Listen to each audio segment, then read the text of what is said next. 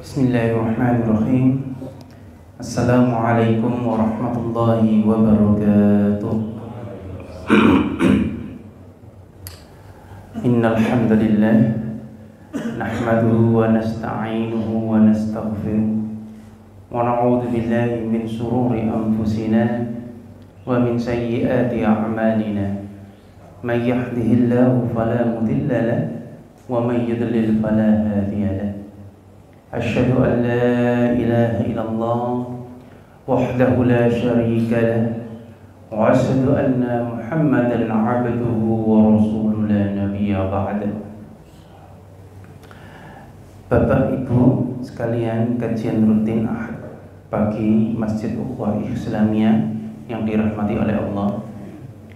Alhamdulillah pada pagi hari ini kita masih diberikan nikmat iman, nikmat sehat, dan dengan secara sadar datang ke Masjid Ukhuwah Islamiyah semata-mata untuk Iqra bismi rabbikal ladzi khalaq. Karena kesadaran untuk Iqra inilah kemudian yang menjadi pemicu bara dalam beragama, sumber niat untuk melaksanakan aturan-aturan Allah dan menjauhi segala larangannya. Baik, insya Allah pada pagi hari ini kita tempoh hari sudah al-imanu billahi azza wa jalla, iman kepada Allah subhanahu azza wa jalla. Kemudian sekarang kita akan mempelajari al-imanu bil malaikah. Karena kemudian malaikat inilah yang pertama kali protes ketika kemudian Allah memberikan informasi kepada malaikat dalam surah Al-Baqarah ayat 30. A'udzubillahi minasyaitonirrajim. Bismillahirrahmanirrahim. Wa idz qala rabbuka lil malaikati inni ja'ilun fil ardi khalifah. Dan ingatlah ketika Rabbmu, Tuhanmu, berkata pada para malaikat, inni ja'ilun fil ardi khalifah, sesungguhnya aku akan membuat pemimpin di muka bumi. Apa kemudian protesnya malaikat ini? Protesnya malaikat itu adalah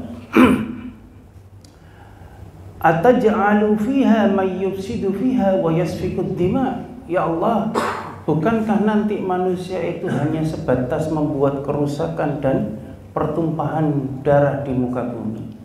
Nah, itu kemudian pangapunten sangat, malaikat ini kan kalau tidak diberi informasi oleh Allah kan dia tidak tahu menahu akan sebuah informasi. Artinya apa?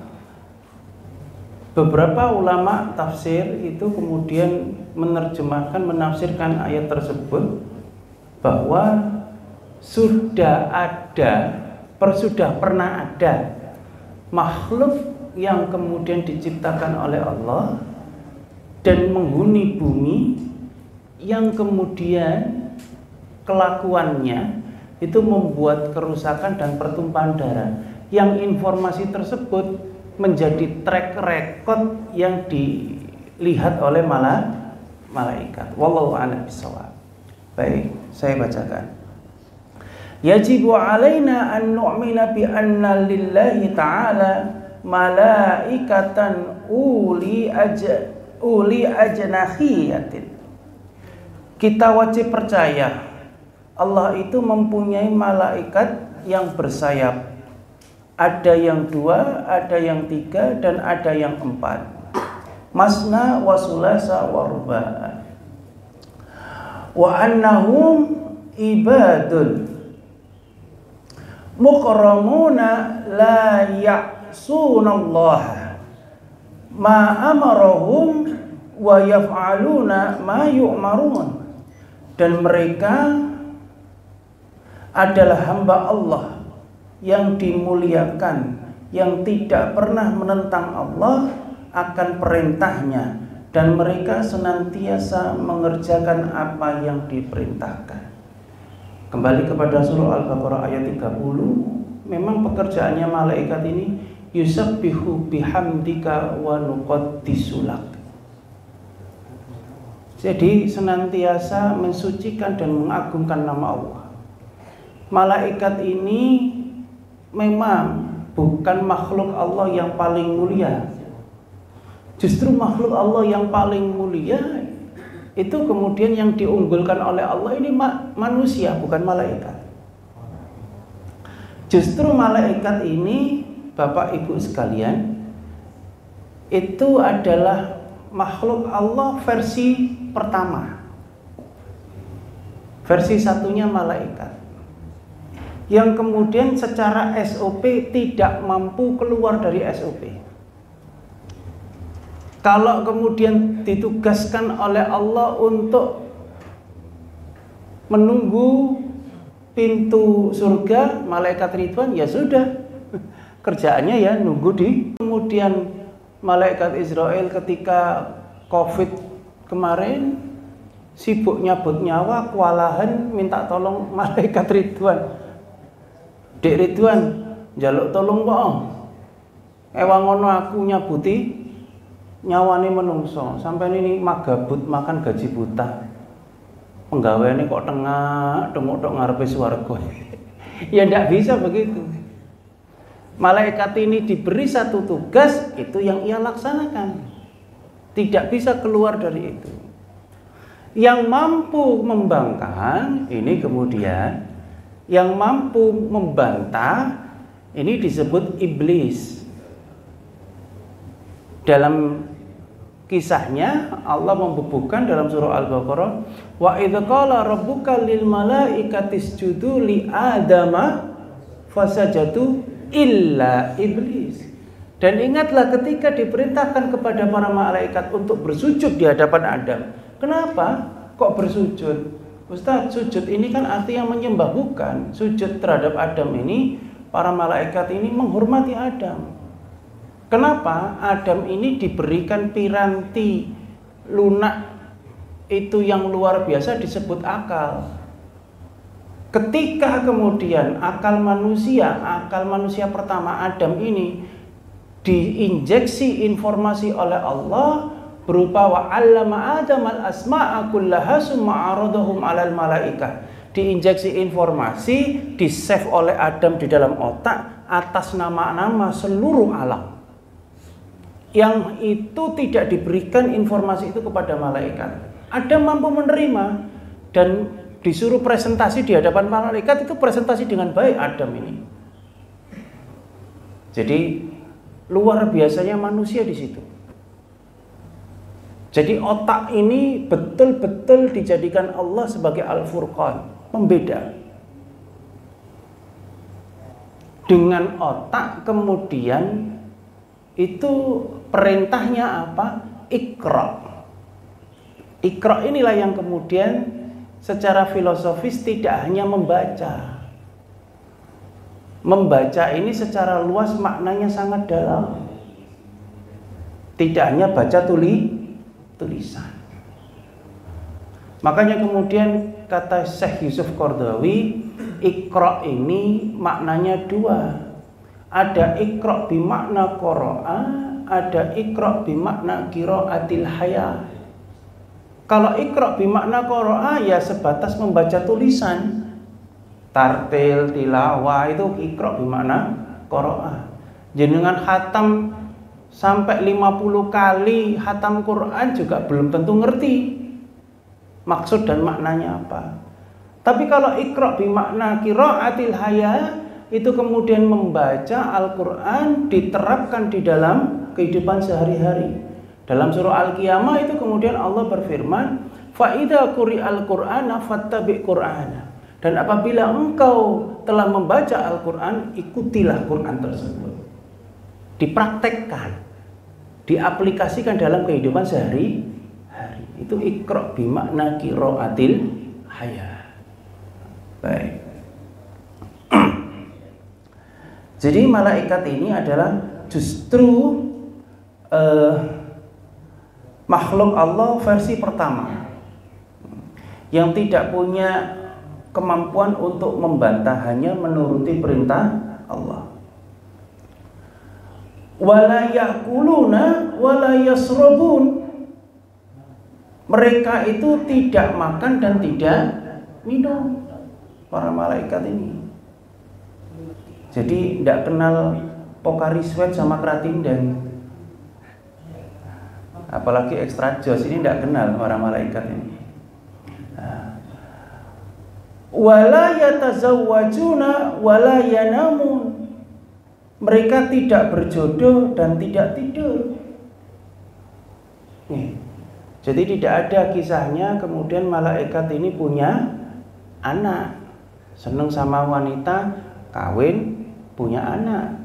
Tidak ada keturunan, memang disetting oleh Allah seperti itu. Jadi kemudian konsep yang pangapunten sangat yang terjadi di Nasrani itu, kemudian ada trinitas agama itu, Roh Kudus itu ada yang mengartikan adalah Jibril, dalam bahasa mereka bukan Jibril, di Injil itu Gabriel, rodok keren didik Gabriel. Nah itu ada yang kemudian dalam salah satu sekte umat Kristen, nah, sektenya kan banyak, mereka itu perbedaannya tidak hanya sebatas pada ibadah amaliyahnya Pak, tapi beda Tuhan itu bisa loh di sekte-sekte itu. Itu Jibril itu punya anak gitu di salah satu sektenya. Tapi Jibril yang diyakini di dalam Islam itu wala yatazawwajuna wala yanamun. Mereka tidak berjodoh dan tidak tidur. Yusabbihuna laila wan nahara la yafturun.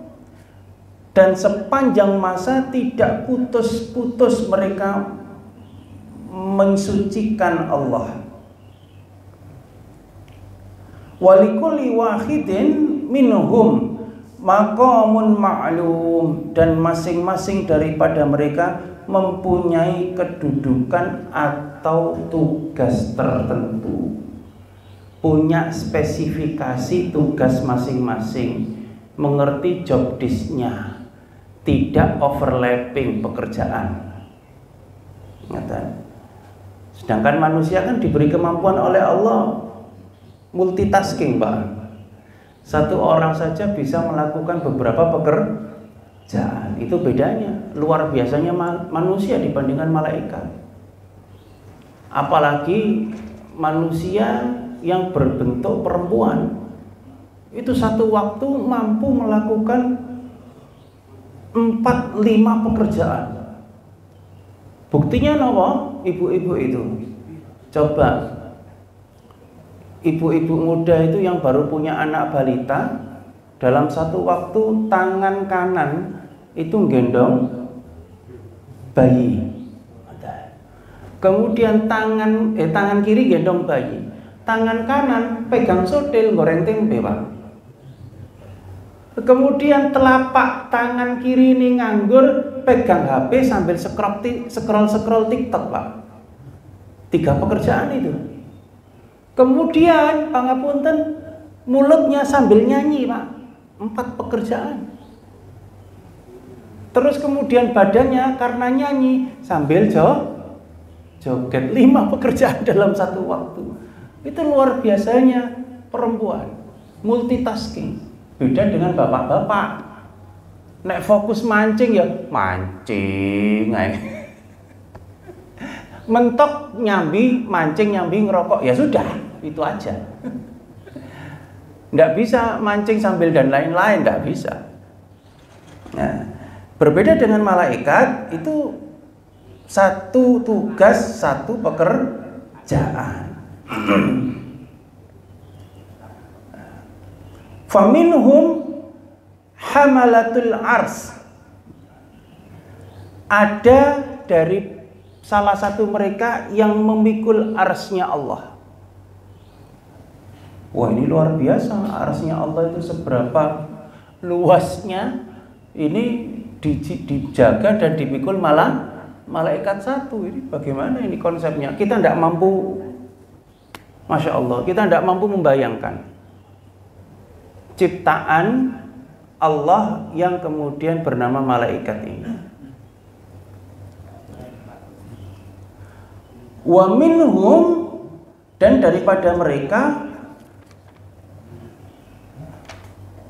safarah, ada yang menjadi utusan.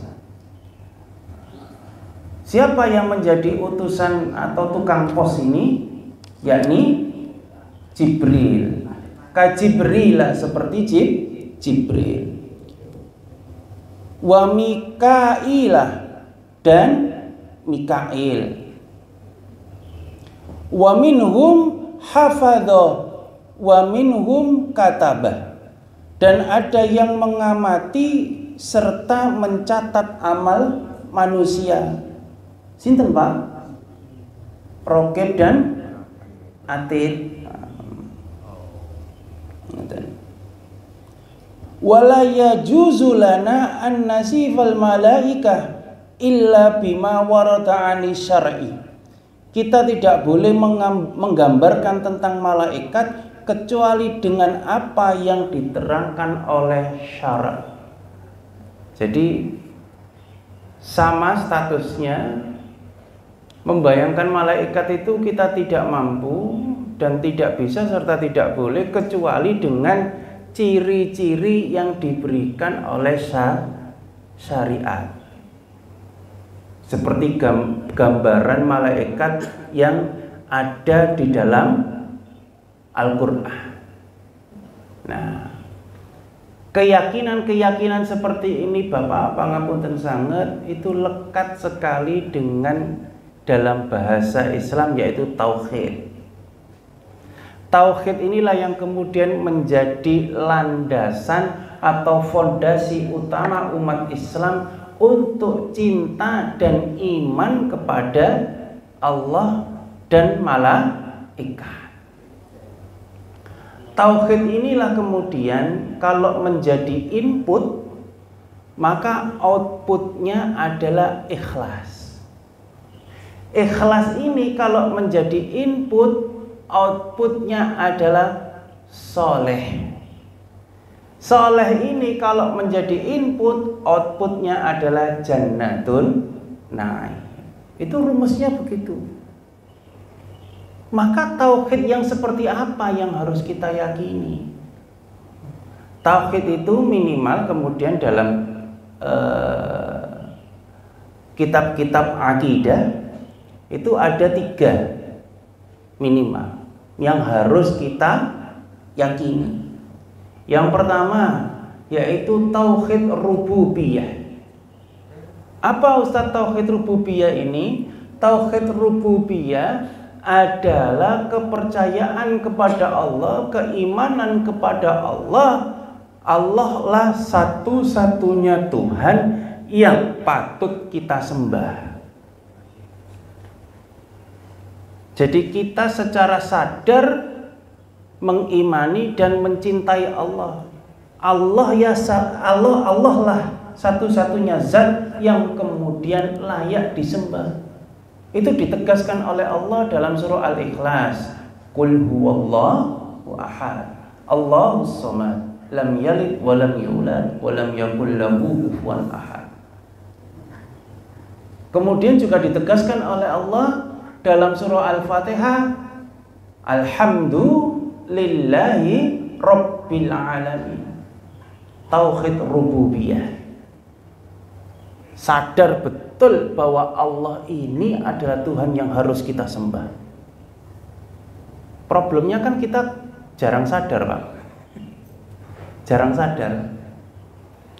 Contoh, kenapa kok kemudian di dalam sholat kita mengucapkan kalimat alhamdulillahi rabbil alamin. Segala puji bagi Allah, Tuhan semesta alam. Nah, itu kan kemudian Allah menjawab, hamidani abdi, hambaku memujiku, kata Allah. Nah, itu makanya kemudian kita bersyukur sekali minimal 5 waktu sholat itu kita sadar memuji Allah. biasanya apa Pak? Muji donyo Pak. Ada mobil bagus, apike. Ada perempuan lewat cantik, wih, ayune. Itu yang dipuji ya. Urusan yang fana saja, bukan pemiliknya. Siapa pemiliknya? Allah Subhanahu wa ta'ala. Ya minimal warasnya kita ini 5 waktu gitu aja. Meskipun nanti kumat lagi. Itu tauhid rububiyah. Kemudian yang kedua adalah tauhid mulkiyah. Tauhid mulkiyah ini apa Ustadz? Tauhid mulkiyah ini berasal dari Malikul Mulk. Allah ini pemilik raja di raja.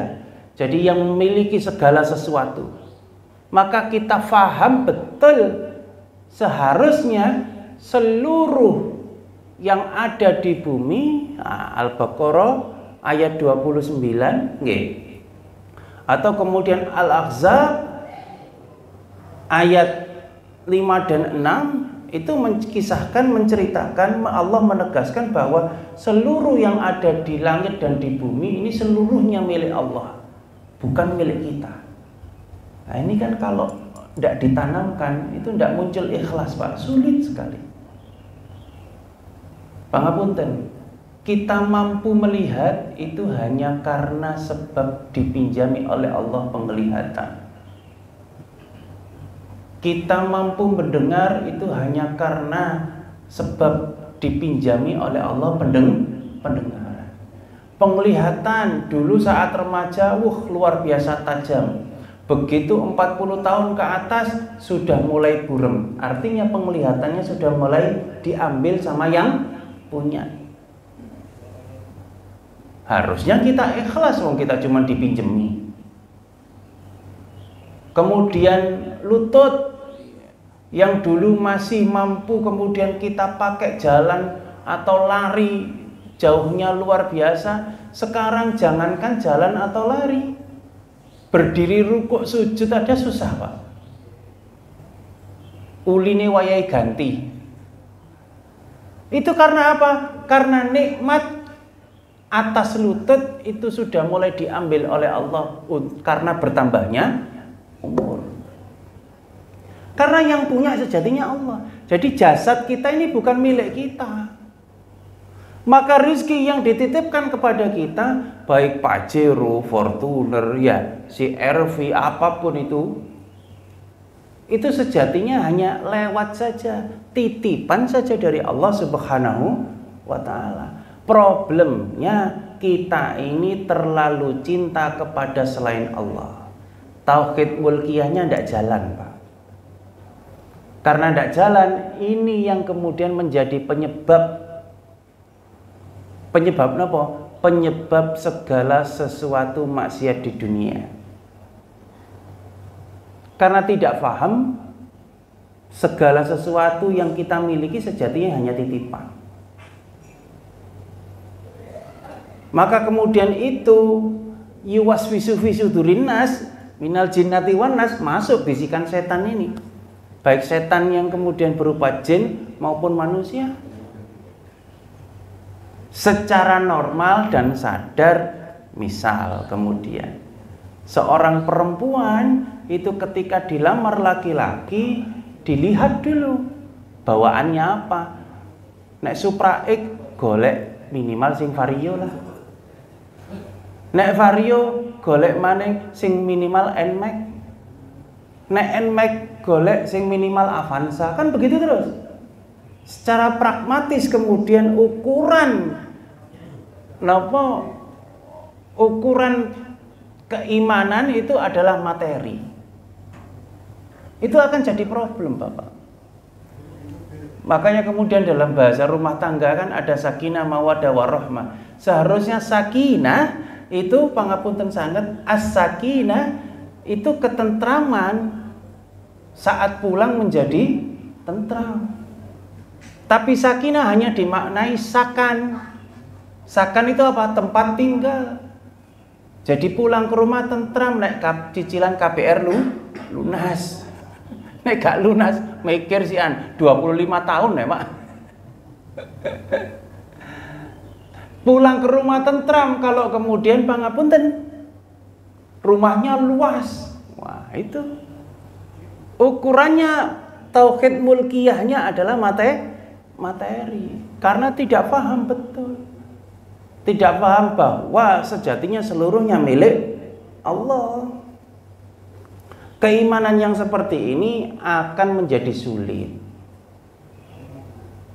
Jadi ya wajar ada uang abang disayang, tidak ada uang abang ditendang.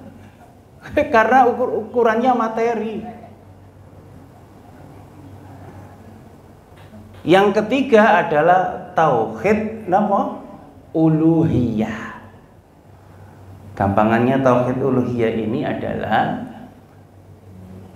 keimanan kepada Allah untuk melakukan segala perintah dan larangan.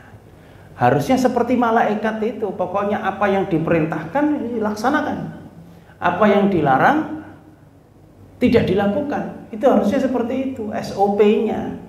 Problemnya manusia ini kan diberi oleh Allah kebebasan, itu loh. Kebebasan untuk memilih. Ada konsep qadha, ada konsep qadar. Qadha itu adalah, bulan kemarin kita jelaskan, kita belajar qadha itu adalah hukum Allah, ketentuan Allah yang tidak mampu kita rubah. Haus harus minum, lapar harus makan. Itu qadanya Allah, nggak bisa dibalik. Kita haus langsung makan, keseretan Pak. Kita lapar minum tok kembung. Itu qada Allah. Qadarnya Allah itu kemudian pilihan yang diserahkan oleh manusia. Silahkan. Misalkan ada dua minuman halal dan haram, terserah, diberikan pilihan itu kepada manusia. Kita mau minum yang barang halal atau minum barang haram, meskipun nanti ada konsekuensinya. Itu qadarullah. Terhadap qadar ini kemudian itulah yang tidak dimiliki oleh malaikat. Malaikat hanya pelaku qadha, tapi tidak punya hak qadar. Itu bedanya malaikat dengan kita.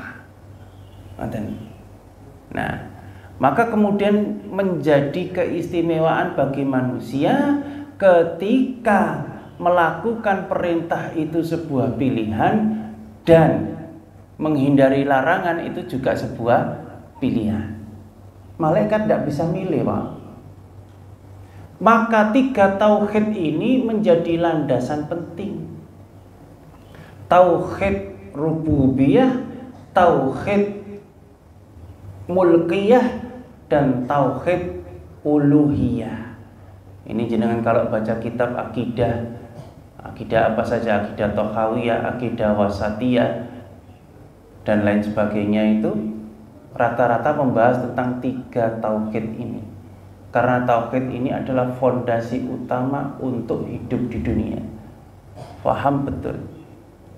Problemnya semakin kita cinta kepada Allah, kita semakin tidak cinta kepada dunia. Itu orang-orang sufi kan begitu. Semakin mengabdikan dirinya kepada Allah, urusan dunia itu nomor sekian. Karena dunianya itu bukan untuk dirinya, bukan untuk yang lain, tapi dunianya untuk Allah. Kalau punya harta berlebih, apa perintahnya? Zakat. Kalau masih lebih, apa perintah Allah? Sedekah, infak. Masih lebih lagi, apa perintah Allah? Wakaf, hibah, dan seterusnya. Itu. Jadi motivasi kerjanya itu untuk menuruti perintah Allah. Motivasi kerjanya bukan untuk urusan perut, tapi untuk melaksanakan perintah Allah. Berupa apa? Berupa ya, kalau harta ya ada zakat, sedekah, infak, wakaf, dan hibah. Motivasinya ke sana. Problemnya kula lan panjenengan sedaya ini tauhid rububiyah pas-pasan. Tauhid mulkiyahnya ya nek pas nggak duwe-duwe aja, Pak. Nek pas duwe-duwe hilang. Tauhid uluhiyahnya kalau pas lagi susah saja luar biasa taatnya. Tapi kalau pas lagi tidak susah, sedang lapang, itu kemudian lost doll. Itu problem kita sebagai manusia.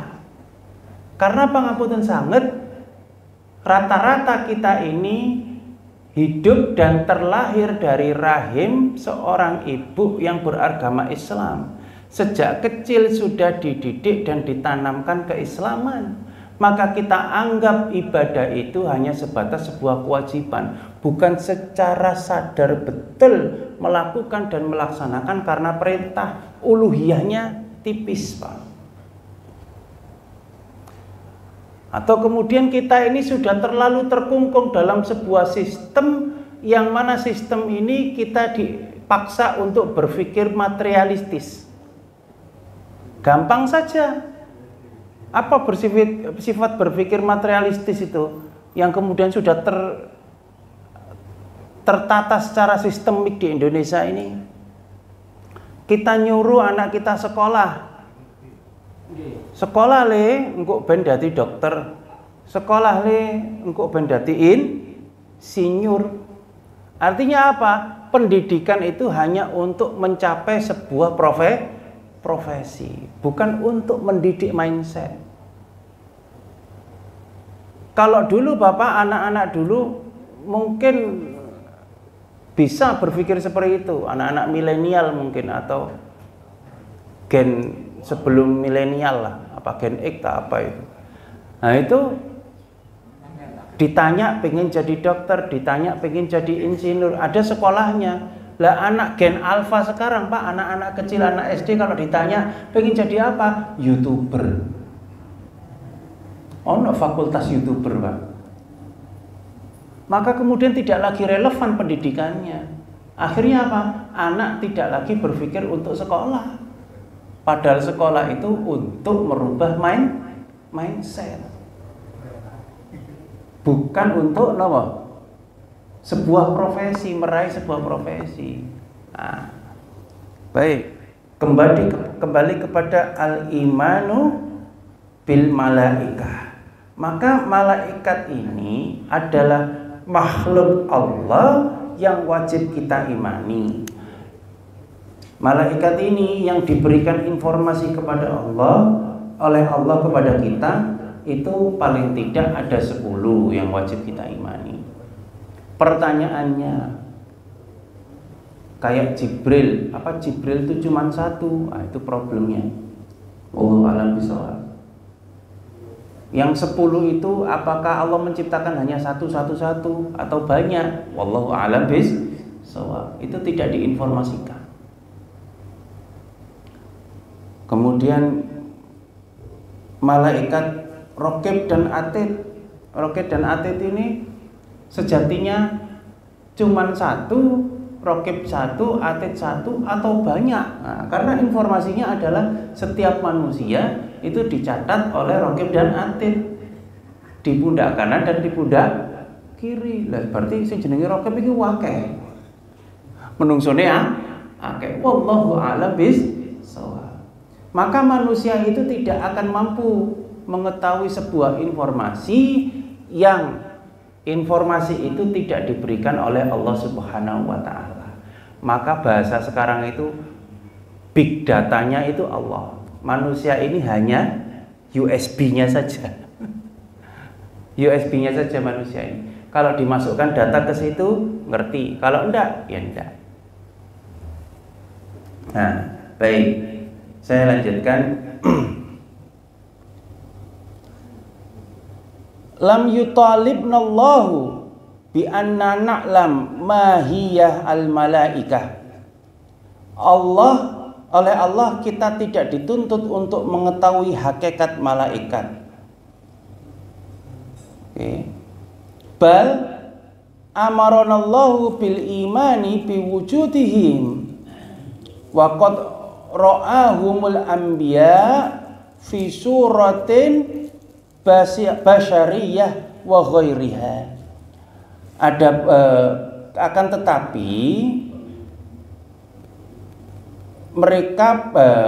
tetapi kita hanya diperintahkan agar percaya akan adanya wujud malaikat. Adapun para nabi, mereka pernah melihatnya dalam rupa manusia ataupun lain-lainnya. Kan banyak kisahnya Pak, Nabi Muhammad itu ketika disambangi Jibril ini berupa manusia. Wa qad tawatara khabarun dzalika wala yumkinuna an nasifal malaika illa bima warada 'anil ma'sum sallallahu alaihi wasallam binaqlin sahihin wa ma ya'lam junuda rabbika illa huwa. Tentang hal ini beritanya telah mutawatir, meyakinkan. Namun kita tidak boleh menggambarkan tentang malaikat kecuali dengan dasar keterangan dari Nabi Shallallahu Alaihi Wasallam yang sampai kepada kita dengan pemberitaan yang meyakinkan, dan tidak seorang pun yang mengetahui hakikat tentang malaikat selain Allah Subhanahu wa Ta'ala dalam surah Al-Mudaththir ayat 31. Terus Bapak Ibu sekalian, wujud malaikat yang paling sering dikisahkan oleh Rasul dalam beberapa hadis-hadis beliau ini yang sering ditemui adalah Jibril. Kemudian malaikat pernah bertemu dengan Ridwan, itu juga ketika Isra Mi'raj.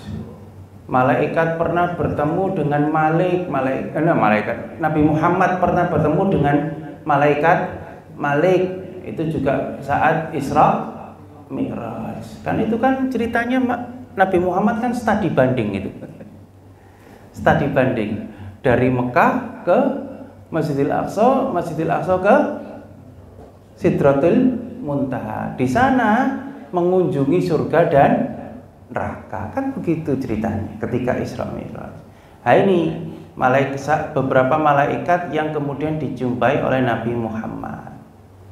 Yang lucu itu Israel yang akan mencabut nyawa Nabi Ibrahim. Ketika Ibrahim ini dicabut nyawanya, didebat sama Ibrahim si Israel ini. Mana ada kekasih kok mematikan kekasihnya? Maksudnya kekasih ini Allah.